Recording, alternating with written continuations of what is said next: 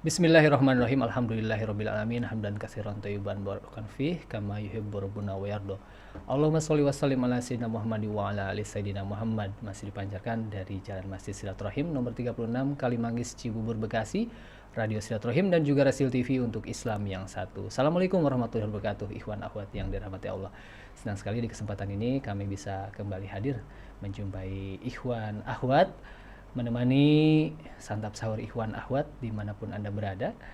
Saat ini kita ya di studio ya, biasanya bincang sahur kita berkunjung ke rumah sosok tokohnya ataupun di luar studio, dan alhamdulillah di kesempatan ini tamu kita yang akan kita gali lebih dekat sosoknya. Alhamdulillah berkenan hadir bersilaturahim ke studio Radio Silaturahim. Kita sapa siapa beliau. Assalamualaikum warahmatullahi wabarakatuh, Dok. Waalaikumsalam warahmatullahi wabarakatuh. Kabar baik dan sehat ya, Dok ya? Alhamdulillah. Alhamdulillah. Nah, Iwan Ahwat, kita kedatangan tamu yaitu Dr. Karissa Grani MMAAAK. Iya. Ya, gelarnya itu apa ya, Dok ya, Dok? Ini Dr. Karissa ini dokter gigi ya, Dok ya? Iya. Itu belakangnya apa tuh, Dok, spesialisasinya? Oke. Kalau di RG dokter gigi ya. Iya. Kalau MM Magister Manajemen. Kebetulan saya ngambil kesehatan rumah sakit. Ya. Karena terkait dengan faktor pekerjaan juga sering audit rumah sakit, tapi kalau nggak mempelajari manajemen rumah sakitnya kan nggak pede ya. Kemudian kalau AAAK itu Ajun Ahli Asuransi Kesehatan. Sebenarnya itu lebih kayak tambahan aja sih untuk waktu itu ikut sertifikasi seperti itu. Baik. Nah, Iwan Ahwat, Dokter Karissa ini revert ya, memeluk Islam itu setahun yang lalu, Dok ya? Ya, Belum, 15 mungkin Maret. Oh, Maret ya, 15 Maret sudah 2020 ya. 15 Maret 2020 ya. Ya. Alhamdulillah, nah, Iwan Ahwat, di kesempatan ini kita akan mendengarkan kisah perjalanan bagaimana Dokter Karissa bisa kembali memeluk Islam gitu kan ya. Masya Allah. Nah, Dok, mungkin yang pertama kita ingin tahu sih sosok Dokter Karissa tuh latar belakangnya seperti apa sih? Lahir di mana? Keluarganya gimana gitu. Silakan, Dok. Iya, salam kenal semuanya. Assalamualaikum warahmatullahi wabarakatuh. Saya bersyukur sekali, alhamdulillah boleh diundang ke sini. Alhamdulillah. Perdana juga nih untuk sharing ini gitu ya. Di hadapan media sih gitu. Nah, kalau latar belakang saya lahir 26 Juli 1984. Jadi mau 37 tahun ini. Dari kecil dibesarkan dalam keluarga Kristen.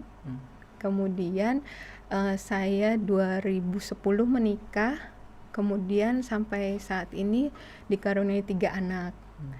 Nah, mantan suami saya hamba Tuhan dulu ya. Kemudian apalagi ya biasanya identitasnya apalagi. Sekarang saya bertugas sebagai PNS di Jakarta Barat. Lahir di Jakarta. Di Jakarta juga. Iya. Jadi emang dari kecil di Jakarta ya. Iya. Baik nih, Dok. Kalau pendidikan, sekolah sampai kuliah juga di Jakarta? Enggak. Jadi saya TK, SD, SMP, SMA di Sekolah Katolik Mater Dei, Strada Sanjaya ya dulu namanya. Di Jakarta juga? Di Pamulang. Tangerang Iya, Selatan. Iya. Kemudian SMA saya di Magelang. SMA Taruna Nusantara. Iya. Kemudian kuliah FKG-nya di Universitas Indonesia. Kemudian S2-nya di Esa Unggul. Iya. Ya, Dok, mungkin ini pertanyaan yang mungkin sering dokter dengar juga gitu ya, dari banyak orang yang menanyakan mengenai mualafnya Dokter Karissa gitu. Nah, untuk dokter sendiri gitu ya, apa sih yang menggerakkan dokter untuk memeluk Islam gitu? Bagaimana sih jalan datangnya hidayah tersebut gitu, Dok? Mungkin bisa di-sharing kepada kita semua, Dok? Iya, kalau ini langsung kayak mau nangis ya. Karena memang benar sih kalau itu ya, kalau apa yang terjadi dalam hidup kita tuh memang sudah tertulis dalam Lauhul Mahfuz ya. Itu saya baru tahu juga setelah kembali ke fitrah Islam ini gitu. Saya nggak pernah berpikir untuk suatu saat saya akan berubah jadi Islam. Dengan latar belakang Iya, keluarga iya. saya seperti itu, kemudian Latar suami juga pendidikan juga dari kecil. sekolah Katolik Iya. ya mayoritas gitu. Kemudian apa ya, dari suku juga kan nggak mayoritas adalah non Muslim gitu kan. Jadi nggak pernah ada dalam pikiran saya akan sampai saat ini gitu ya. Jadi suatu hari di awal bulan Maret itu, awal-awal pandemi. Iya, tahun lalu. Ya, itu kan kita lagi mulai digalakkan untuk pakai masker, sering cuci tangan, Iya. terus nggak boleh jabat tangan gitu ya. Iya. Entah kenapa saya berpikirnya saat itu kayak melihat wanita muslimah yang jaga wudhu, yang nggak boleh salaman gitu Iya. kan. Dulu ada beberapa teman kantor saya juga yang nggak mau salaman gitu kan Iya, sama iya, lawan iya, jenis. Itu betul. saya dulu juga kayak rasanya gitu banget gitu Aneh dulu gitu mikirnya ya. ya. Terus atau ngelihat wanita yang pakai cadar gitu kan kayaknya, terus kalaupun mereka foto atau apa itu emang kelihatan ya, atau suaminya emang nggak ketuker ya atau apa. Sampai sempat ya, mohon maaf, sempat bercandaannya ya Iya, seperti iya, itulah ya gitu. Tapi nggak tahu kenapa di awal pandemi itu saya malah kayak dilihatnya adalah kok kayak orang muslimah itu ya gitu ya. Kayak sekarang kita kayak dipaksa semua pakai niqab ya, Iya, gitu. iya, kayak betul. kayak seolah gitu ya, sampai berpikir bahwa ini ajaran agamanya kok baik sekali ya. Saya mikir, apalagi saya dengan latar belakang medis kan, saya Iya, mikirnya betul. saya lihatnya bukan, saya jadi awalnya itu nggak belajar doktrin-doktrin ajaran Islamnya gitu. Iya. Untuk belajar juga kan takut ya, jadi saya cuman iseng browsing manfaat wudhu gitu, saya manfaat gerakan sholat gitu, kenapa orang pakai niqab kayak gitu-gitu. Saya lihatnya yang sederhana-sederhana gitu sih gitu. Saya lihat kok secara medis ilmiah bisa dibuktikan, tapi juga ajaran agamanya masuk gitu. Iya. Berawal dari situ sih, gerakan sholat kenapa gini, terus kenapa kakinya jarinya harus begitu Iya. ditekan, secara medis itu semua bisa dijelaskan gitu kan. Secara ilmiah ya. Betul. Nah itu saya agak mulai kok gitu. Terus habis itu sempat ada lagi pertentangan di batin gitu. Tapi doanya diulang-ulang. Saya mikir gitu kan. Doanya Kan diulang-ulang? hafalan. Oh, Iya kan? iya. Kalau soalnya saya taunya kayaknya ini doanya kan diulang-ulang, Iya, itu iya. bacaannya. Itu sepengetahuan saya aja gitu Iya, kan. iya. Terus tapi kayak ada lagi di batin yang menjawab, atau mungkin itu Allah gimana ya. Saya itu kayak dialog gitu. Saya ambil kayak ngelihat ke langit gitu kadang. Tapi doanya kan diulang-ulang. Kadang saya gitu. Terus kayak Allah jawab, bukankah emang bumi ini berputar dengan memang semua ada hitung-hitungannya. Saya tuh Iya, pernah iya. tahu ada zikir 100 kali, ada berapa waktu saat itu ya, waktu saya non muslim, kok doa aja dihitungin 100 kali atau berapa gitu kali. Iya, Maksud saya apa bedanya dengan kalau cuma 3 kali atau apa Iya. gitu kan. Saya sempat gitu. Terus tapi kayak di hati tuh ada yang bilang bahwa di bumi ini juga geraknya itu juga ada hitungannya semua. Coba 1 detik aja atau 1 hitungan salah aja ya berantakan gitu Iya, kan. iya. Kayak kejawab gitu. Setiap iya. ada saya ragu apa, kejawab. Enggak lah, itu apa di lantai gitu kan. Apa sholatnya, sembayangnya tuh ke lantai gitu, kayaknya kotor atau gimana Iya, gitu iya. ya mikirnya gitu ya. Terus tapi saya mikir lagi, tapi itu kayaknya itu ya di hadapan Allah semua sama ya. Tapi waktu saya itu ngomong di hadapan Allah Iya, ya, iya. di hadapan Tuhan kayak emang semua manusia sama ya gitu kan. Derajatnya sama. Derajatnya sama ya, itu mau kaya mau miskin semua di lantai kan.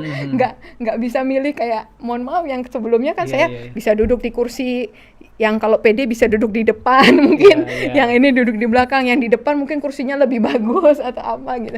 Ini nggak bisa, mau duduk di depan mau di belakang ya tergantung kamu datang ya kan. Iya, Kita betul. bisa saf paling depan yang laki-laki ya gitu kan. Iya. Gitu sih, saya awalnya kayak gitu. Terus udah mulai tuh kegalauan muncul gitu. Saya kalau diibaratkan kayak ada di persimpangan jalan Iya, gitu Mas, iya. antara saya masih lakukan yang lama tapi kok kosong, Ragu-ragu, ya, ada keraguan gitu. ya betul. Saya nganterin anak ke sekolah minggu ya, Iya. terus habis itu saya ibadah sendirian gitu kan, di ibadah yang dewasa, tapi pulang tuh kayak ada yang apa gitu, kayak nggak seperti biasanya gitu. Iya, Tapi iya, untuk melakukan yang cara Islam juga belum bisa, belum belajar gitu kan. Udah sampai akhirnya beberapa saat itu malah nggak ibadah sama sekali.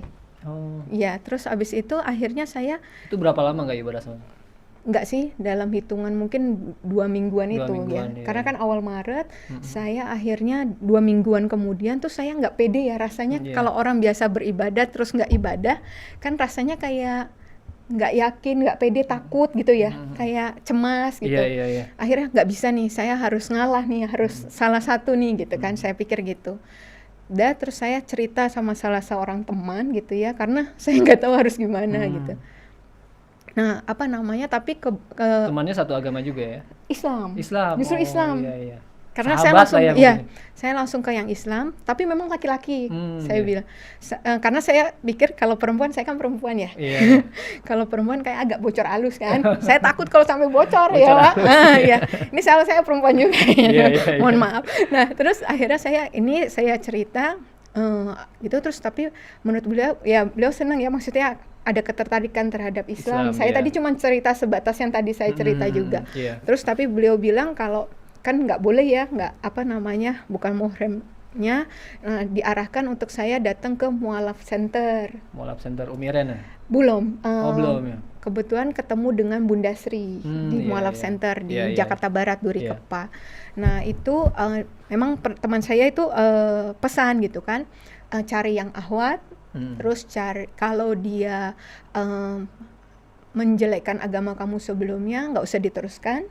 Kalau misalnya dia nggak ngajarin tauhid, juga nggak usah diteruskan. Pesannya gitu. Oh ya udah, terus saya ke sana. Itu sudah qadarullah juga ya. Jadi waktu saya janjian jam 9 hari Minggu, saya ingat 15 Maret itu 9 kurang 10 saya udah sampai di sana. Terus kaget bundanya, aduh saya lupa nggak cancel, soalnya itu hari pertama lockdown. Dia udah nggak mau buka harusnya, tapi saya yang lupa ngabarin, kata dia itu nggak apa-apa masuk gitu. Setelah saya duduk sebentar gini, terus ada juga yang datang lagi, yang lain datang, ditolak semuanya, di reschedule sampai hari ini. Karena belum lockdown itu. Betul, sampai hari ini katanya. Saya tanya, soalnya saya sampai saat ini masih ngaji sama Bunda Sri kan, itu belum buka Bunda, belum katanya gitu. Itu udah kader dulu ya, maksudnya kalau enggak ya udah saya sampai hari ini mungkin belum syahadat juga. Mungkin ragu lagi. Bisa betul. Udah di sana udah dimulailah. Kenapa? Saya ceritain seperti tadi juga. Oke, terus benar yang kayak teman saya bilang, beliau nggak nanya latar belakang saya, semua nggak ada nanya apapun, langsung jelasin tauhid, rukun iman, rukun Islam. Itu sambil diceritakan itu tuh air mata nggak terasa ngalir terus ya. Dari jam 9 sampai menjelang zuhur. Bunda nanya, gimana Dokter Karissa sekarang mau gimana, katanya gitu. Ya Bunda, saya belajar dulu, saya bilang gitu. Kalau yakin nanti saya masuk Islam, saya bilang gitu. Terus Bunda bilang, ya boleh gitu kan, tapi nggak dihitung pahala ya, katanya gitu. Karena kan belum, katanya gitu. Mau Dokter Karissa baca Quran, mau Dokter Karissa sholat, itu belum dihitung pahala. Oh gitu, saya gitu. Emang kalau syahadat isinya apa Bunda? Percaya bahwa Allah itu Esa, percaya, saya bilang. Percaya Muhammad utusan Allah, percaya, saya bilang gitu. Ya udah itu isinya syahadat. Ya udah saya syahadat, saya bilang gitu. Gak ada mikir gimana tuh, gak ada saat itu. Dan memang Bunda juga kan gak jelasin apapun di luar tauhid itu kan. Udah gitu, Bunda ngambilkan gamis, kerudung, saya azan zuhur saya dibimbing ucap syahadat. Bunda bilang sih pas terakhir itu, ini informal ya, kalau misalnya Dokter Karissa nanti lebih yakin mau diulang di masjid dengan saksi lebih banyak, silakan, katanya gitu. Tapi nggak tahu kenapa di hati saya ngerasanya ini nggak informal, karena sudah di hadapan Allah, gitu kan. Saya nggak ada mundur lagi, karena ini udah di hadapan Allah kan nggak mungkin main-main gitu kan, gitu. Jadi dengan bekal itu aja saya masuk Islam. Setelah syahadat ada perubahan syahadat dalam diri nggak gitu? Maksudnya ngerasa lebih gimana gitu atau? Belum. Jadi itu kan masih biasa aja gitu ya? Saya cuma bekal tauhid doang itu berarti kan, Mas. Nah terus habis itu saya itu zuhur, saya itu nyari mukena karena saya pikir asar saya udah harus sholat. Iya, saya cerita teman saya kan dibilang emang udah bisa pakai YouTube, belajar dari YouTube. Pakai YouTube itu pun yang anak-anak, supaya pelafalannya pelan-pelan gitu kan. Udah beberapa kali tuh pakai YouTube. Sampai akhirnya hari Rabu itu waktunya saya masuk kantor, udah lagi WFO. Waduh, saya harus cerita ini sama satu temen yang perempuan, karena saya harus jamaah kan, sholat jamaah, nggak mungkin saya tapi pasang pakaian YouTube. belum kerudung. belum kerudung, terus saya bilang harus bilang yang perempuan nih, nggak mungkin saya nyalain YouTube di masjid kan, nggak mungkin kan. Ya udah, akhirnya saya cerita sama salah satu teman di kantor yang kerudungnya panjang. Saya nggak tahu harus pilih yang mana kan. Terus habis itu saya bilang, Bu, aku hari Minggu kemarin syahadat. Allahu Akbar, Masya Allah, kaget ya. Kak nangis, dia langsung nangis kan. Kenapa Dokter Ica kan tahu saya gimana, tahu mantan suami saya bagaimana gitu. Kenapa Dokter Ica? Saya ceritain lah seperti itu. Terus, aku ikut senang ya. Tapi Dokter Ica mikir nggak sih? Katanya gitu kan, orang dapat hidayah kan sebelum nikah. Ini kan kamu udah menikah, udah punya 3 anak. Berat lah kalau berantakan udah gitu. Pasti berantakan gitu. Udah tahu rencananya mau gimana? Enggak Bu, enggak tahu. Aku bilang gitu. Dokter Ica tahu kalau setelah kemarin hari Minggu syahadat, Dokter Ica haram sama suami, dibilang gitu. Lebih kaget lagi saya, nggak dibilangin saya. Oh gitu Bu, saya gitu. Saya di dalam hati kaget, tapi keluarnya itu oh gitu Bu, kayak ya udah gitu. Mungkin itu sudah jalan Allah. Kalau tadinya Bunda mungkin nanya-nanya, suami gimana, gini-gini, terus akhirnya nih kamu kalau nanti syahadat jadi haram, gini-gini. Mungkin saya berpikir lagi untuk enggak ini gitu. Namanya rumah tangga pasti ada masalah kan, ada masalah gitu. Cuman selama ini kita bertahan gitu kan, karena ya kita taunya Tuhan benci perceraian di agama apapun ya, itu kan. Cuman ketika udah seperti ini, dan ini harga yang harus saya bayar istilahnya ya. Saya udah mikirnya saat itu udah yang terburuk. Ya saya cuma mau taat aja kan saat itu ya.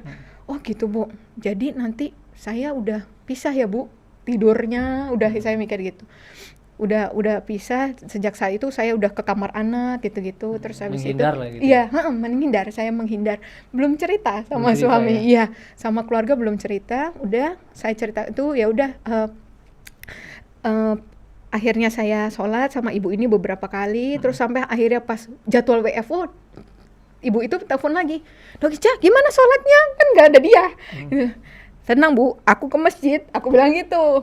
Nggak lama masjid juga lockdown. Iya kemarin pokoknya awal-awal Maret itu hampir semua tempat umum itu termasuk masjid. Betul. Lockdown, Tapi itu Allah baik juga. Jadi kalau saya lihat itu memang seolah-olah ya kayak pandemi kan buruk gitu ya. Tapi bagi saya pribadi itu berkahnya banyak banget.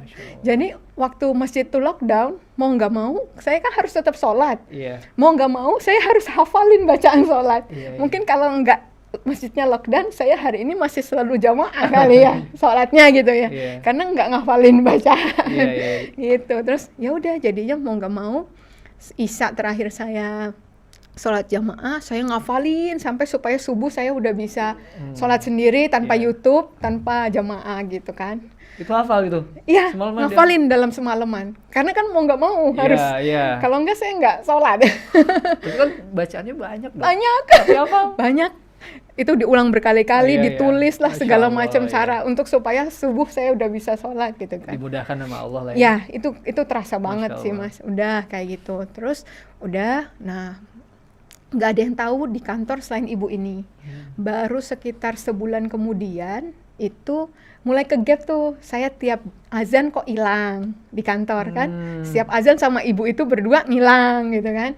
Kan biasanya kalau ibu-ibu sholatnya di musola kantor aja, nggak ke masjid. Ini kan kami ke masjid gitu kan. Gitu. Terus udah mulai sebulan ketahuan sama bapak-bapak teman kantor yang laki-laki kan, karena yang ke masjid laki-laki.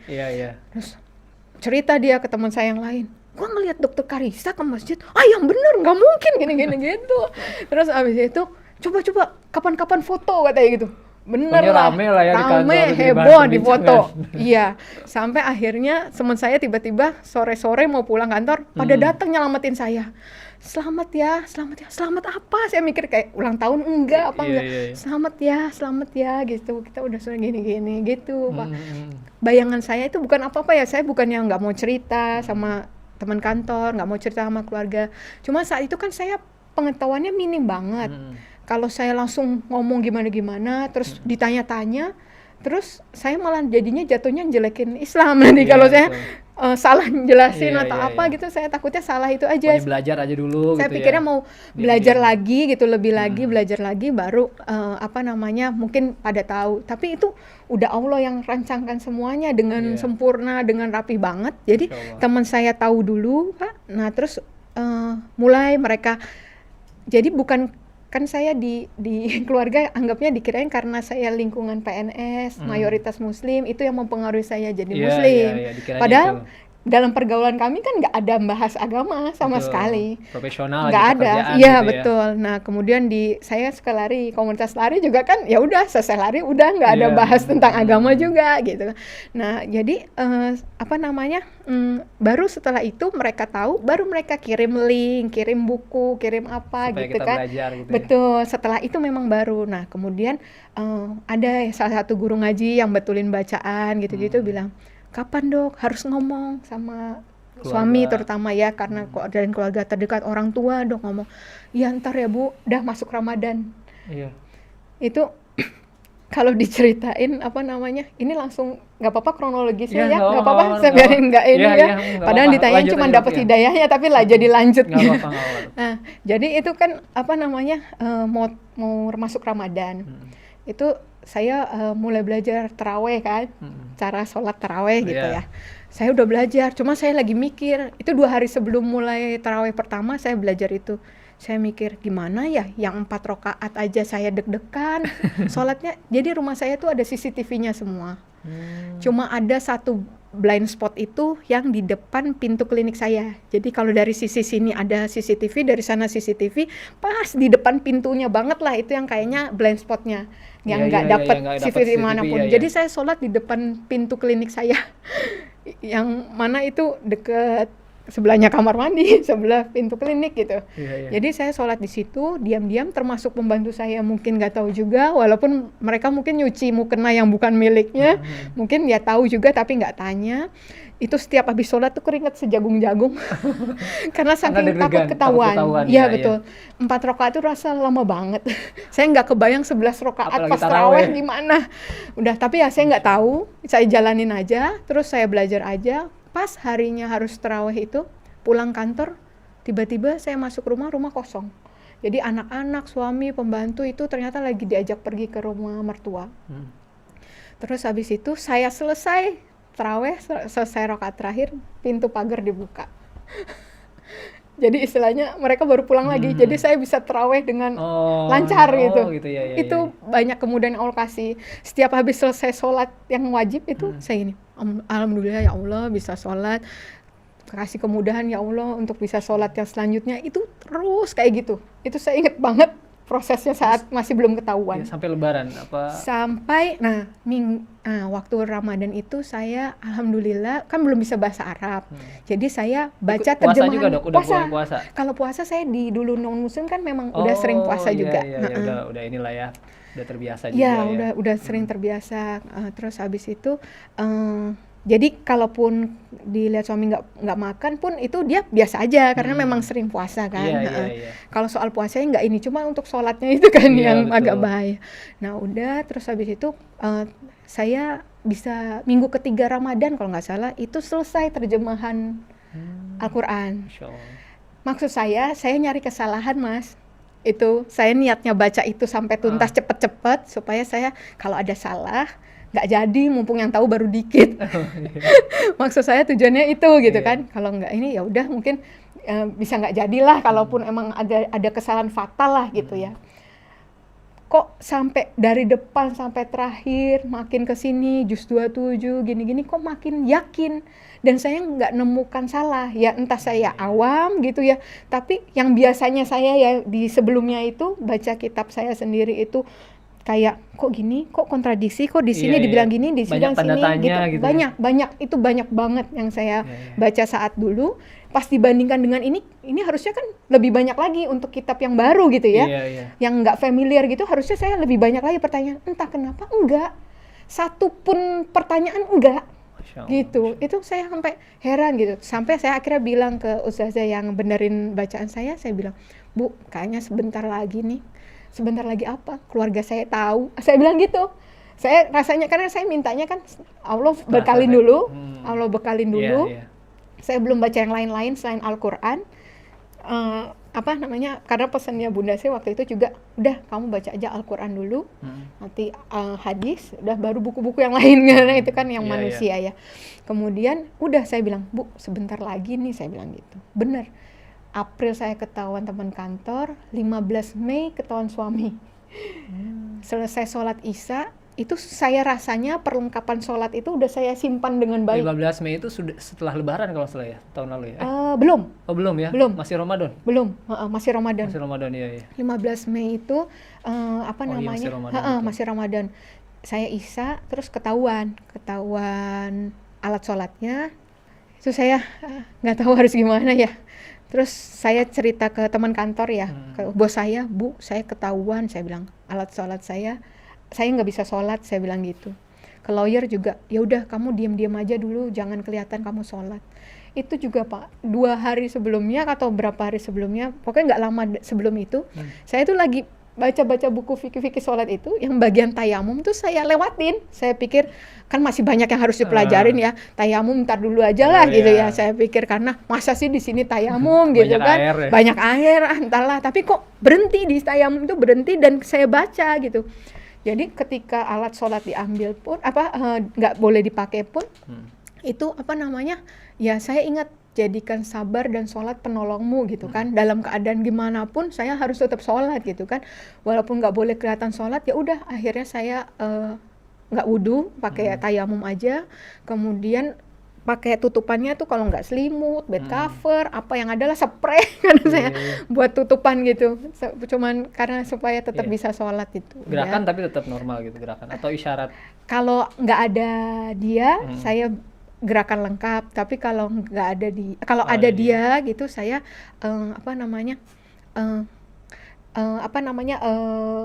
pakai gerakan kayak yang tayamum itu, kayak apa? Sholat yang itu ya, sholat yang nggak pakai itu. Kayak di perjalanan. Ya, kayak sholat di perjalanan gitu, yang nggak gitu, nggak kelihatan banget kalau itu gitu. Udah, terus abis itu 31 Mei ketahuan. Nah ini nanti puncaknya itu. Masya Allah, Dok. Nanti 31 Mei ditahan ya. Sebentar Dok, ini mungkin para pemirsa atau pendengar baru menyalakan radionya. Mungkin nih siapa nih yang lagi bincang-bincang di Rasil. Iwan Awad, kita kedatangan tamu Dr. Gigi Karissa. Beliau salah satu mu'alaf ya yang kembali memeluk Islam. Revert, kalau bahasa Inggrisnya itu ya revert, bukan convert sebetulnya ya. Karena kembali, karena memang fitrahnya kan sebetulnya dari Muslim semuanya, dan sekarang kembali memeluk Islam setahun yang lalu, 15 Maret 2020 Dok ya. Masya Allah, tadi di awal Dr. Karissa menjelaskan ternyata pandemi ini memberikan, Masya Allah ya, hikmah buat Dr. Karissa. Malah dengan pandemi ini gitu ya, Allah tuh memberikan jalan hidayah buat Dr. Karissa. Bagaimana tadi Dr. Karissa menceritakan, lihat muslimah memakai niqab atau cadar, mereka tidak bersentuhan dengan yang bukan mahram. Ternyata secara beliau seorang dokter, secara ilmiah, secara sisi kesehatan, Masya Allah luar biasa. Dari situ salah satunya tadi diceritakan menjadikan datangnya hidayah ya, Dr. Karissa. Nah barusan Dr. Karissa ingin menceritakan puncak dari ujian terbesar mungkin ya Dok ya, ketika kembali memeluk Islam ini gitu. Bagaimana tuh Dok? Jadi waktu yang 15 Mei sudah ketahuan, akhirnya saya menjalani hidup seperti biasanya lagi, tanpa sepengetahuan mantan suami, karena dia juga udah pesan, sudah kamu ajarin lagi ayat hafalan Alkitab, kan anak-anak saya ajarin ayat hafalan juga, tapi yang Alkitab gitu kan. Cuman saya nggak lakukan juga karena saya udah nggak bisa lagi kan ya gitu kan. Sudah, terus sampai akhirnya 31 Mei itu saya ingat saya mau tahajud, jadi sekitar jam 3:30-4 pagi ya. Itu saya pikir suami saya sudah tidur, jadi saya ngambil wudhu, terus ngelar sajadah, terus lagi mau takbir, tiba-tiba saya di kamar anak, karena kan saya bilang tidurnya sudah pisah di kamar anak itu, jeglek, pintu dibuka. Tapi kan dokter udah mau sholat gitu ya? Udah begini, udah nggak bisa apa-apa. Cuman udah denger gitu ya? udah langsung tadi nggak dengar langkah kaki tuh biasanya saya ini Mas, jadi sebelumnya kalau setiap saya sholat dengar langkah kaki, mau saya udah di ujung sholat pun saya ulang dari depan, langsung nggak jadi gitu lagi gitu. Iya. Nah ini saya bener-bener nggak dengar langkah kaki pun, jadi langsung jeglek gitu. Udah dia langsung gini, terus ngelihat sajadah, ngelihat saya pakai mukena, saya udah pasrah dengan mukena itu. Terus dia langsung keluar lagi, terus saya buka, ini saya nggak saya lanjutin sholatnya. Terus saya keluar, buka kerudung ya, gitu buka mukena, ya. Terus saya keluar gitu kan, kamu kan udah saya bilangin, dia bilang gitu, kamu nyari apa sih, kata dia gitu kan. Terus saya bilang waktu saat itu ini, oh iya, sebelumnya itu memang saya sempat ada sounding ke adik saya. Kayaknya mungkin suami saya juga dapat bocoran dari adik saya ya, mungkin iya. Karena saya sempat diskusi, saya bilang ke adik, beragama Katolik juga kan? Kristen, ya. Itu saya bilang ke adik saya, kan ada yang sekolah kedokteran juga, saya bilang, Dik, kamu kalau cari referensi buku yang terbaru kan, gitu kan, yang ini, iya kata dia gitu kan, the latest one kan, saya bilang gitu kan, iya. Nah, aku tuh lagi mikir, aku bilang gitu, kalau misalnya Yesus itu kemarin yang kita anggap itu Tuhan gitu ya, kalau dia itu harusnya kalau Tuhan itu berarti waktu dia datang itu harus paripurna dong, udah sempurna lah gitu, nggak perlu ada nabi lain yang harus diutus gitu kan, karena Tuhan sendiri turun jadi sebagai nabi gitu kan gitu, buat apa harus ada nabi selanjutnya gitu kan, dia udah harusnya paripurna gitu. Kenapa ada Nabi Muhammad ya, Dik? Aku bilang gitu. Kan Muhammad juga nggak hoax ya, maksudnya ada gitu, pernah hidup gitu, banyak orang saksi yang melihat bahwa dia pernah hidup gitu. Jadi memang ada gitu. Jadi Isa ada, Yesus ada, Muhammad ada gitu.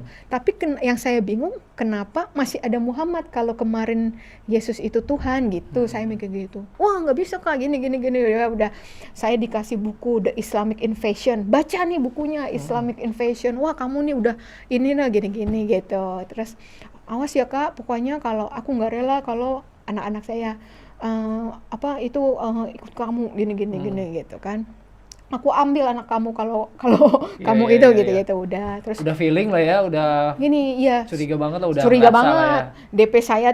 DP WA tuh saya gambar gini, kamu nadangin hujan apalagi ini wudu katanya gitu. DP-nya tangannya kan seperti berdoa gitu ya, tangan berdoa ada air-airnya gitu gitu kan, nadangin hujan apa ini, udah curiga. Terus saya masang di Instagram itu foto saya pernah ke Dubai Pak.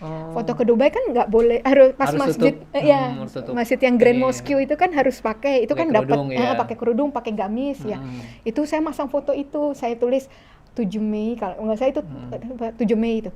Hari ini 4 tahun lalu gitu. Saya ada tulis kayak gitu. Nah, itu pada udah mulai curiga gitu. Nah, terus habis itu udah balik ke suami bilang, apa yang the latest one itu? Suami gitu.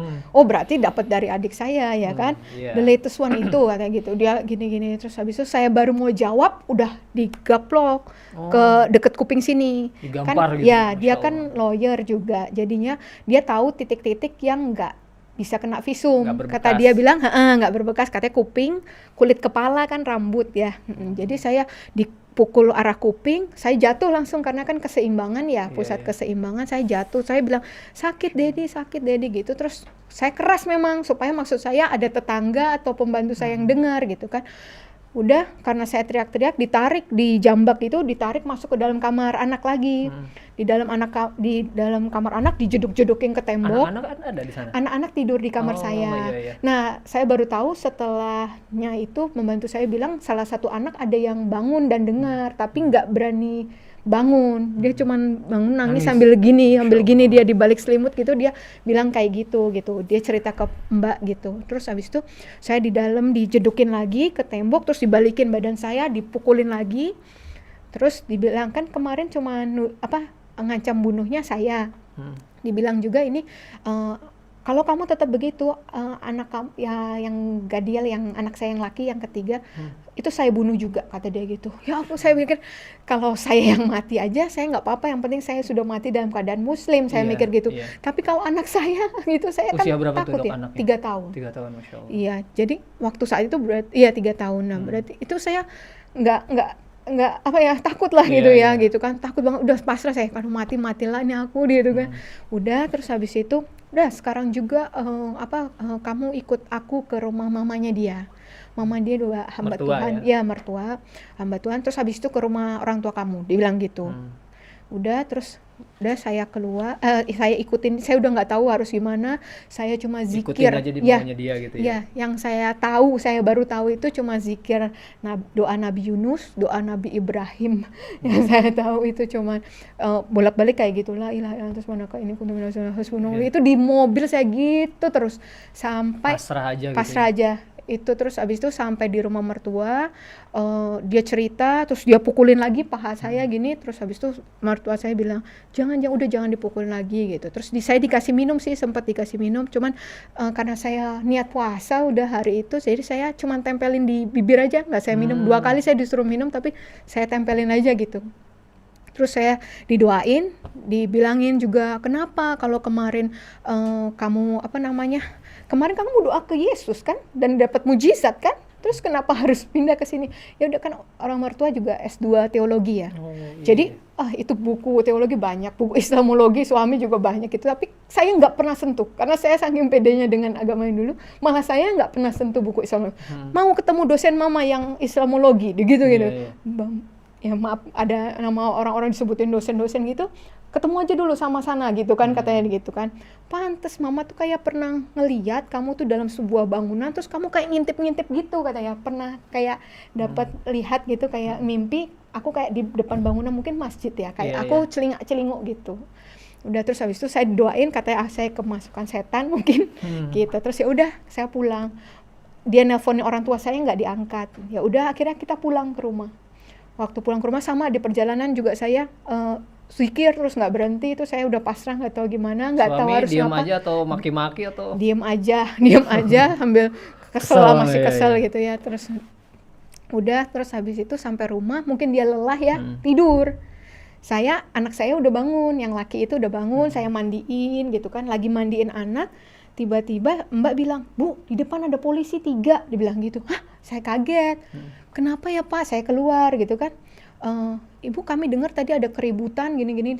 Kami dari Polres Jakarta Barat gitu. Udah terus, oh iya Pak, tapi udah Pak, udah nggak apa-apa Pak. Dia tahu Pak mukulnya di tempat yang nggak bisa divisum. Saya bilang gitu. Di sini sama di Jambak, saya bilang gitu. Terus habis itu, Bapak pergi aja, saya usir Pak, saya usir. Nanti kalau bangun saya tambah dipukulin lagi nanti, saya bilang gitu. Nggak bisa Bu, Ibu diapain lagi? Ibu kemana? Dibawa kemana Pak? Saya ke mertua, di sana saya dipukul lagi. Terus ada poluan kan, coba dilihat, masih ruas-ruas jarinya itu masih berbekas. Masih ada bekasnya ya. Terus itu di pelipis udah ada, udah mulai memarnya, udah mulai muncul ternyata. Ternyata walaupun di sini ada keluar, jadi 2 bulan itu hitamnya nggak hilang, memarnya tuh nggak hilang ternyata. Di pelipis ini kan karena deket ini ya, gini ya, gitu. Terus habis itu nggak bisa, Ibu harus ikut kita visum. Nanti saya bilang apa? Bilang ke mbaknya ngambil uang atau belanja atau apa gitu, kalau Bapak bangun gitu kan. Udah, terus habis itu polisi tahu, mungkin ada yang lapor, mungkin tetangga. Iya, mungkin kan itu kan subuh ya, jadi maksudnya mungkin tenang tapi ada keributan. Ya udah, terus habis itu saya di sana, Pak pulang Pak gitu. Visum juga minta buru-buru gitu kan. Terus sekalian Bu, BAP-nya besok aja, saya mau pulang. Saya masih takut gitu kan. Ingat anak-anak lagi. Iya, takut itu. Pokoknya saya takut gitu. Terus habis itu nggak bisa Bu, harus hari ini. Udah selesaiin semuanya. Terus sekarang mau kemana? Tapi kalau mau pulang nanti jadi nanti ada jadi sanderaan atau ATM atau apa gitu kan, nggak bisa, nanti pasti jadi ancaman lagi anak ini gini, nggak bisa. Coba ntar ya saya tanya dulu, Mbak, Bapak udah bangun? Belum, katanya gitu. Dari jam 9 sampai asar loh, belum bangun. Biasanya dia ada suara berisik aja itu bangun. Itu udah Allah lagi itu. Jadi Mbak sekarang keluar sekarang juga, nggak usah bawa apa-apa sama anak-anak, saya bilang. Saya jemput di depan. Saya jemput di depan ya, ditemanin yang polisi-polisi ini. Langsung saya dibawa ke Sentul. Ke Umi Irena? Ya, sama anak-anak. Center Umi Irena. Ya, sama anak-anak semua. Udah pindah ke sana tanpa bawa apa-apa yang di badan. Udah, terus 2 hari kami mandi gak ganti baju karena nunggu dari temen baju-baju bekas gitu, karena kan di sana nggak ada juga. Kemudian udah, itu saya sempet galau itu masih sana. Itu aku cerita Umi seminggu ini anak-anak jam 3 pagi belum tidur, susu nggak habis, makan nggak habis, nggak pup, saya bilang gitu. Stres juga Mungkin stres juga Pak, kaget. Ya betul, tempat baru gitu kan.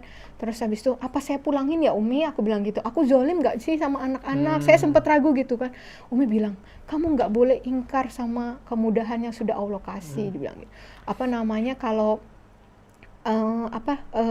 nggak semua orang tuh dikasih kemudahan kamu. Biasanya orang rebutan anak dulu loh. Iya. Kamu dengan gampangnya bawa anak keluar gitu. Kamu mikir nggak kalau misalnya kamu keluar tanpa bawa anak-anak, fitnah apa yang akan ditimpakan kepada kamu gitu.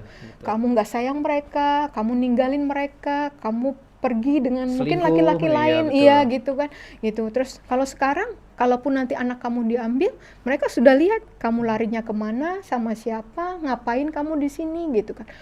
Itu memang ternyata hanya ujian sih. Jadi setelah itu benar, innamal usri yusra itu bener banget. Itu aku rasain banget tuh Mas. Jadi tiap ada sesuatu nggak lama terus udah besoknya anak-anak enjoy gitu. Udah langsung kayak diuji doang dulu. Saya tegar nggak gitu, kuat nggak itu. Terus udah nanti ada sesuatu lagi udah gitu. Iya, itu berapa lama Dok kabur tanda kutip gitu maksudnya? Total 3 bulan. 3 bulan di sana? Iya, tapi itu sangat menegangkan kalau diceritain Mas. Karena kan saya statusnya PNS. Iya, betul. Ya, cuti saya nggak sebanyak itu. Betul. Jadi akhirnya itu, dan saya jadinya sudah langsung ngurus untuk berkas perceraian, dan itu kan nggak mudah juga kalau PNS. Ada jenjang-jenjangnya, harus izin, harus BAP. Nah, proses untuk saya ke Jakarta untuk BAP itu kan orang tua lagi nyari saya, suami lagi nyari saya. Itu pada nggak tahu keluarga ya? Itu kadang jarak 1 meter Mas, di kantor tuh sebenarnya mereka ada. Tapi bisa Allah lindungin terus. Istilahnya masih diluluskan mereka terus. Itu nyari gitu. Ya? Itu nyari. Katanya itu kan setelah udah enak ya, sekarang sih soal hubungan apa semua udah baik. Mereka taruh orang di tiap lantai sebenarnya. Udah dibilangin, ini fotonya, ini kalau pakai masker, ini kalau pakai kerudung, udah digituin. Tetap nggak ketemu. Itu saya di jalan, Allahumma yasir wala tu'asir gitu-gitu terus dibantu teman-teman banyak banget. Saya orang malu ya, sungkanan gitu sama orang. Jadi sebenarnya saya nggak minta tolong sama orang gitu. Saya doanya sama Allah ya. Tapi Allah kayak gerakin semesta orang-orang itu untuk tolong saya gitu waktu saat itu Mas. Jadi udah sampai pulang lagi, sampai Umi bilang, ada harinya yang paling, Umi ini pasti udah Umi, aku kayak nyerahin diri aja Umi. Ini pasti aku ketangkep, pasti ketahuan. Udah, jadi aku nggak usah pergi atau gimana gitu, kayak mau lari gitu, kayak nggak mau hadapin gitu. Tapi pas sholat malam dapat ayat dari Fusilat 30:31 itu saya ingat banget. Langsung saya sharing ke Umi, aku berani sekarang. Yang artinya apa? Jadi itu isinya nanti boleh dilihat ya. Itu jadi intinya kayak Allah itu ya udah kami yang akan melindungi kamu gitu. Ketika kamu milih agama ini gitu. Ketika kamu milih Allah, ya mereka malaikat Allah itu yang akan jadi pelindung saya. Udah saya pede saat itu, dan bener pas sampai balik lagi ke pondok, Umi udah Umi selamat Umi, nggak ada Umi gitu. Alhamdulillah, itu mereka juga doa terus kan di sana gitu. Bukannya gimana ya, karena saatnya belum tepat gitu sih, bukannya mau menghindar terus gitu sih, enggak sih, nyari udah keadaannya lebih safe baru itu mau bertemu dengan mereka gitu. Dan memang bener waktunya Allah itu saya ketemu orang tua. Jadinya kapan tuh Dok, berapa bulan dari masuk Islam itu? Ketemu orang dari 31 tua Mei pertama ketahuan di Jambak gitu tadi. Iya, itu nggak lama dalam proses itu saya ketemu orang tua itu di bulan Juli ya. Saya ulang tahun itu dibantu Kohani juga tuh waktu ulang tahun. Kohani bilang kamu ucapin ke papa saya ulang tahun Juni, saya suruh kirim video gitu. Terus anak saya ulang tahun juga suruh video, nanti itu gimana pun tetap orang tua kamu. Betul, kan walaupun beda agama tetap orang tua kamu, tetap harus berbuat baik. Itu harus tetap buat baik gitu, kabarin mereka kamu baik-baik aja sama anak-anak kayak gitu. Akhirnya ya ditemukan dalam kondisi udah bisa nerima gitu. Dan ternyata yang polisi sampai di visum BAP itu ternyata ada maksud Allah juga. Saya nggak pernah ada kepikiran kan Mas ngelaporin suami untuk visum KDRT, nggak pernah ada pikiran dalam hati saya, walaupun itu bukan KDRT pertama saya. Iya. Sebelum-sebelumnya saya nggak laporkan gitu, termasuk yang tadi sebelumnya juga KDRT sudah pernah ya. Terus tapi apa namanya, ini pun saya nggak minta polisi untuk itu. Malah diusir kan tadi Ya polisinya betul, suruh. tapi ternyata ada maksud Allah. Jadi yang tadinya suami mungkin masih mengancam untuk seperti itu, tiba-tiba ketika proses itu berjalan laporannya dan mau ditangkap jadi tahanan kejaksaan, langsung dia menemui pengacara saya, langsung bilang akan menuruti semua persyaratan yang saya kasih. Takut juga ya? Ya akhirnya gitu ya, itu jalan Allah ya. Untuk yang tahu suami saya, nggak ada takutnya orangnya. Itulah istilahnya, maksudnya itu nggak istilah gitu, dia nggak, ya buktinya kan dibilang rela masuk penjara karena bunuh kamu gitu kan, gitu. Nah terus tapi tiba-tiba gitu dia bilang tolonglah, damailah, cabut laporannya kayak gitu. Terus jadinya sudah di situ dia nemuin lawyer saya, terus kita bilang bahwa ya kita mau bercerai baik-baik, hak asuh sama anak-anak sama saya, harta bersama buat anak-anak, dan dia setuju. Ya sampai hari ini sudah alhamdulillah sudah hubungan sudah damai ya, walaupun sudah nggak bersama satu rumah kayak gitu. Anak-anak sama dokter Kalisa, anak-anak sama saya gitu, yang di luar dugaan saya, karena kan saya udah mikirnya saya udah sebatang kara aja udah. Yang tadi yang di awal itu saya udah kemungkinan terburuk saya yang pikir gitu. Saya nggak tahu gimana. Tempat tinggal di mana dok setelah dari balik ke rumah saya yang lama ternyata. Jadi sempat di Umi Iren 3 bulan, 4 bulan dipinjami rumah teman saya juga, teman kantor di daerah Bintaro. Terus abis itu baru saya ketika hubungan sama suami sudah baik-baik aja, terus yang tadi sama suami sudah kita tanda tangan di notaris, kalau harta bersama punya saya, terus kunci rumah dikasih ke saya, kunci kendaraan dikasih ke saya, baru saya kembali ke rumah sama anak-anak. Suami tinggal di? Sekarang saya kurang tahu, karena kemarin terakhir saya tahunya di rumah kakaknya gitu. Nah, terus sekarang di mana saya nggak tahu sih. Tapi ya maksudnya rumah ini udah sepenuhnya atas nama Dokter Kalisa gitu dengan anak-anak. Gitu. Masya Allah. Itu kemudahan juga ya. Itu semua kemudahan Allah. Ya orang pasti tadi di awal pasti ya masuk Islam, setelah berkeluarga punya anak 3 berantakan gitu. Udah Mas. Terus saya yang tahu saya juga orangnya tuh yang kayak nerimo aja gitu, yang nggak ada perlawanan gitu. Makanya sampai ya gosipnya sangat banyak Mas. Karena saya kan satu sangat nggak mungkin, saya juga orang yang juga melayani di gereja gitu, tiba-tiba begini nggak mungkin kayak gitu. Terus abis itu kemungkinannya ada orang lain, terus abis itu mau menikah sama orang Islam, jadi kayak begini gitu kan. Padahal ya begini aja hidupnya. Terus sampai sempat mama saya bilang ke pembantu saya, bilang ke ibu kamu ya udah kaya ya. Jadi saya waktu di pindah ke Ponpes dibilang, ini mem ke mantan suami saya, ini dia lagi di hotel, di apartemen, ada laki-laki kaya yang hidupin dia. Ya kayak gitu-gitulah gitu. Terus abis itu padahal sebenarnya di sana iya betul kayak gitu. Ada di kantor ada yang dibilang lagi hamil, jadinya begitu gitu-gitu, banyak juga gitu. Tapi ya udah ya saya untuk sesuatu yang mengorbankan banyak hal gini, apalagi anak itu kan itu ya yang berharga banget ya. Gitu ya. Saya dari kemarin bertahan dalam masalah rumah tangga ya karena anak gitu kan. Terus sampai saya begini juga, masa sih karena cuman hal begitu aja saya pindah gitu kan gitu. Terus akhirnya ya udah saya biarin aja, yang penting Allah yang tahu hati saya kayak gimana. Itu alhamdulillah gitu, kayak yang tadi saya bilang, itu saking sempurnanya itu saya dikira udah merancangkan ini semua, padahal nggak ada satupun. Saya setiap ditanya di Kohani, saya ditanya sama teman-teman kampus dulu kan yang pada datang, itu bilang rencananya Ica gimana, kerjanya gimana gitu. Nggak tahu. Setiap ditanya itu saya nggak tahu. Tapi ya udah, hari ke hari tuh pertolongan Allah ada. Iya. Dan makin yakin sih yang utama itu Mas. Jadi ada kadang ragu sih, kadang ragunya gini, saya justru ketika saya ngurus perceraian itu saya ragu. Kayak setan bisikin, kamu yang rusak, kamu nyabut kebahagiaan anak-anak, ya kayak gitu. Di saat suami saya bilang saya lagi mau bertobat, kok malah kamunya yang pergi dari saya, kata dia kayak gitu. Nah terus itu, tapi balik lagi ketika udah saya akhirnya zikir gitu, kalau ada bisikan itu saya zikir lagi, kayak Allah bilang bahwa siapa tahu saya justru pembuka jalan hidayah buat keluarga saya, Masya ya Allah, kan gitu. iya. Saya nggak pernah tahu sih, gitu kan. Itu hidayah murni kan, hatinya Allah ya gitu. Itu Saya sendiri bisikan, itu Masya Allah luar biasa juga Iya. ya, bisikan bikin kita ragu gitu dok. ragu. Itu pasti. Saya ajaran saya nggak ragu, Iya. tapi kalau anak saya Iya, ragu. betul, Dok.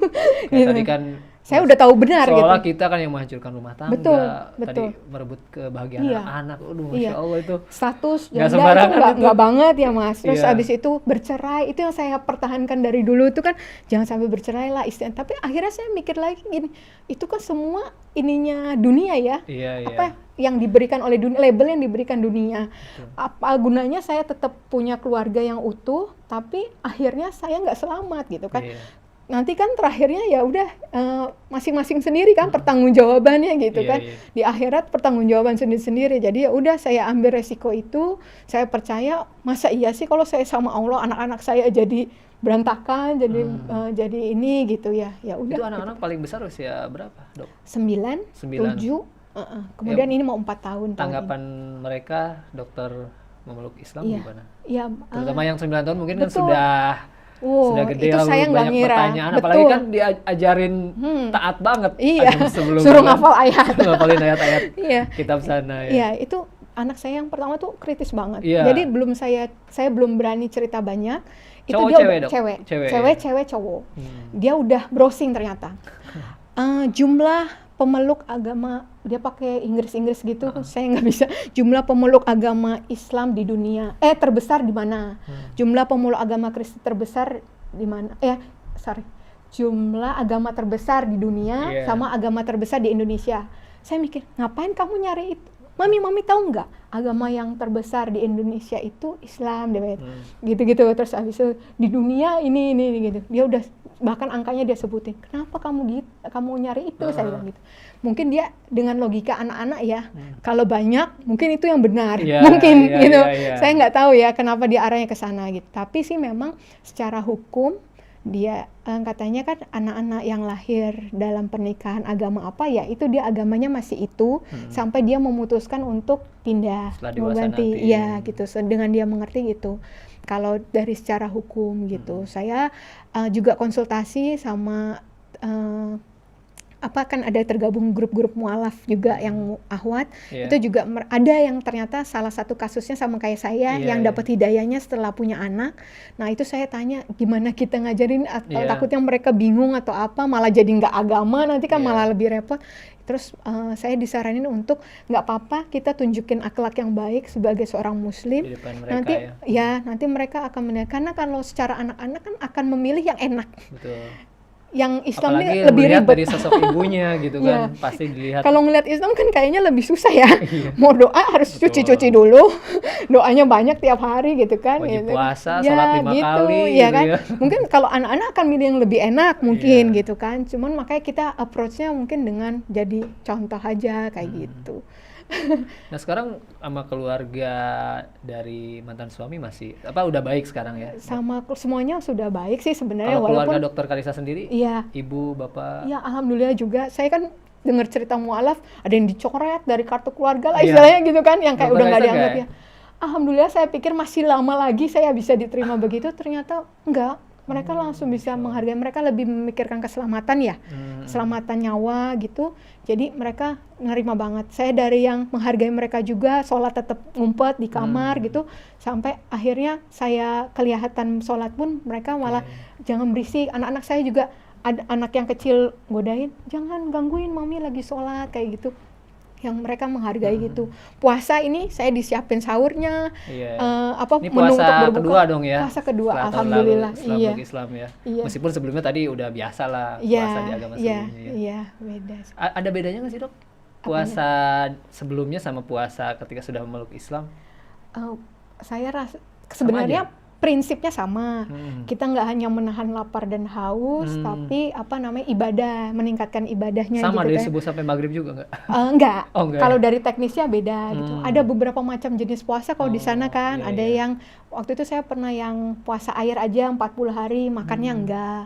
Pernah nggak makan 3 hari, namanya puasa gitu, 3 hari nggak makan nggak minum, kayak gitu. 40 hari cuman minum doang, ada macam-macam. Ada yang cuman puasa Daniel yang cuman makan sayur aja kayak gitu, yang daging-dagingan enggak kayak gitu. vegetarian gitu. Ya, ada macam-macamnya sih. Jadi gitu. puasa Ramadan biasa aja lah ya gitu, maksudnya udah terbiasa dengan tidak makannya mah mungkin. Nggak biasa juga sih gitu, tapi rasanya apa ya? Kan saya tahu ini kan nanti pahalanya adalah dosa kita dihapuskan, kayak gitu, yang berlipat-lipat ibadah di bulan ini yang gitu amal ya. kebaikannya digandakan ya, betul, gitu betul, sih, betul. yang itu yang jadi ibadah kayak sunnah bikin, jadi wajib ya bener ya, dinilainya, jadi betul. lebih semangat gitu aja sih, karena Iya, rasanya itu keberkahannya kan banyak gitu. Terus harus sedekah sama orang gitu kan, itu yang beda-bedanya di situ kali ya. Iya. Sekarang masih belajar di Umi Irene atau di mana, Mualaf Center atau di grup atau gimana, pengajian rutin di mana, Dok? Iya, alhamdulillah kalau sama Umi Iren waktu itu saya sempat tergabung. Kalau Umi Iren kan terkenalnya kristologinya. Iya, betul. Ya, itu saya sempat ikut pertemuannya sekitar 16 kali pertemuan waktu itu. Itu masih online ya semuanya. Kemudian yang MCI Ahwat juga saya masih ikut. Kalau Sabtu ngaji sama Bunda Sri langsung private, itu juga dibenerin bacaan-bacaannya kayak gitu sih. Ya, teman-teman di kantor sampai sekarang alhamdulillah ya, apalagi sudah akhirnya nggak sembunyi-sembunyi lagi, nggak kabur-kaburan lagi. Iya betul, itu alhamdulillah banget. Terus kan saya sejak saya balik lagi bekerja itu saya udah ganti bajunya, seragamnya yang gamis, terus jilbabnya yang tertutup dada, menutup dada.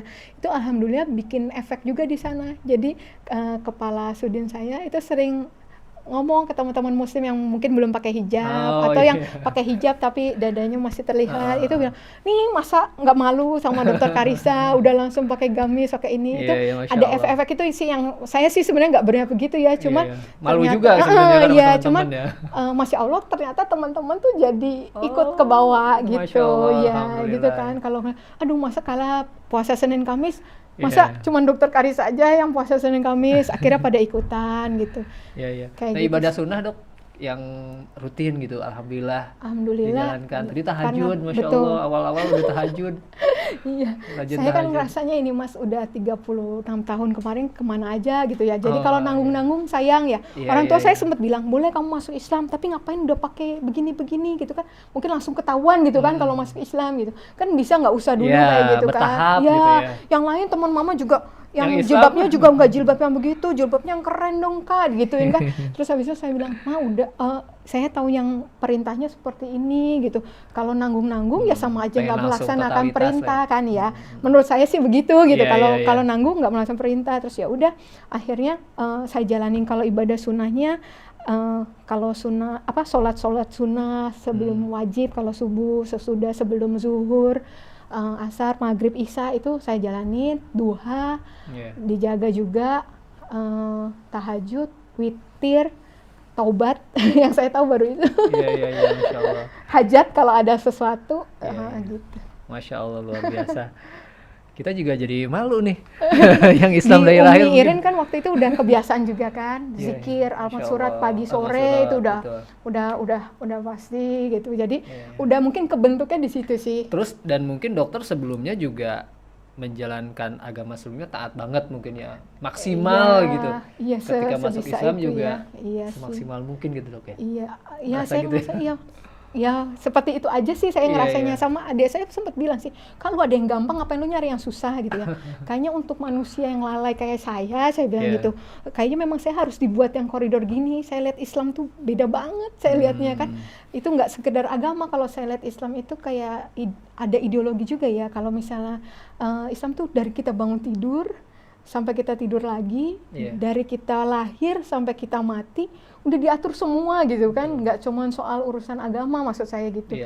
Jadi itu saya ngeliatnya Islam tuh beda kayak ideologi malah, karena apa semua tatanan ada gitu. Semua ada aturannya ya, dari Allah hadisnya gitu. ada gitu Betul, kan. Masya Allah. Mau ngomong pemerintahan ada, mau ngomong tentang kehidupan sosial ada, ekonomi ada, Iya. harta haram, saya lagi belajar harta haram itu Masya Allah. ada.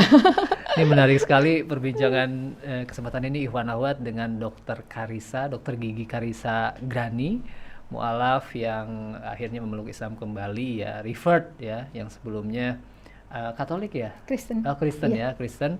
Alhamdulillah 15 Maret tahun 2020 lalu akhirnya kembali memeluk Islam. Sebetulnya masih banyak. Saya juga banyak list pertanyaan tadinya ingin disampaikan, tapi beberapa tadi dari kisah perjalanannya sudah terjawab. Mungkin di lain waktu kita akan bincang-bincang lagi, Dok. Kita sudah dikasih kode sama kameramen, waktunya sudah habis, dan insya Allah terima kasih, Dok, kehadirannya ke Studio Rasil. Terima kasih atas sharingnya. Insya Allah ini banyak hikmah buat para pendengar, para pemirsa, terutama mungkin para mu'alaf atau yang sedang di persimpangan mungkin yang mendengarkan kisah Dokter Karissa yang Masya Allah ujiannya, tapi tidak sedikit tadi, sangat banyak juga kemudahan-kemudahan dari Allah, Dok ya. Sampai sekarang Masya Allah. Mungkin kita cukupkan dulu, Dok. Terima kasih sekali lagi. Kapan-kapan kita bisa bincang-bincang lagi dengan pendengar Rasil di sini, atau nanti silaturahim. Penyiar kita Mbak Caroline katanya tadi ingin banget ketemu sama Dokter Karissa, mungkin nanti bisa dengan Mbak Caroline. Baik, sekali lagi terima kasih Iwan Akhwat atas kebersamaannya. Sekali lagi semoga kita dapat metik pelajaran dan hikmah dari bincang-bincang di kesempatan ini. Saya Rizal Haq bersama kameramen yang bertugas, ada Bang Atef dan juga Bang Yusuf dan Bang Neja undur diri. Subhanakallahumma bihamdika asyhadu an la ilaha illa anta astaghfiruka wa atubu ilaik. Billahi taufiq wal hidayah. Wassalamualaikum warahmatullahi wabarakatuh. Waalaikumsalam warahmatullahi wabarakatuh.